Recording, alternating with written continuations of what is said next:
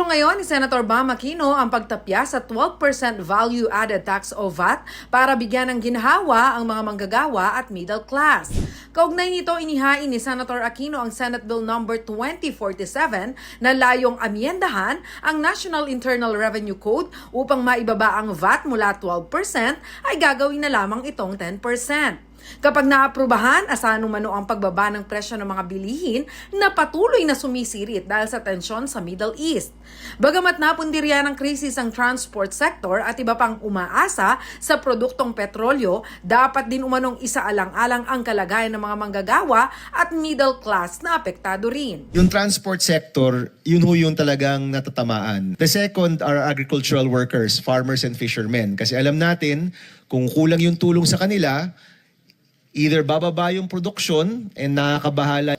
DSWD has talked about topping up current programs. I guess 4Ps po yung pinag-uusapan natin dyan, no? Meron pa po bang ibang sektor na binibigyan ng special focus in this next few weeks or next few months? Wala na. Yung fourth, of course, is yung napakalawak na middle class, no?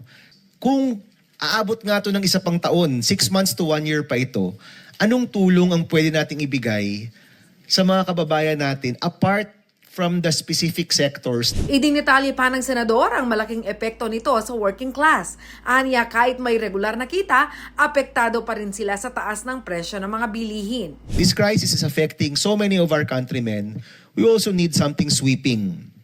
Kasi ito pong kumikita ng 15,200 pesos, sabihin mo ng hanggang 50,000 o ano ba si middle income hanggang 63,000, wala naman pong programa talaga para sa kanila. Yusek Sulit, wala namang programa para dyan, di ba? This encompasses near poor to your lower middle income to your maybe part of the middle income.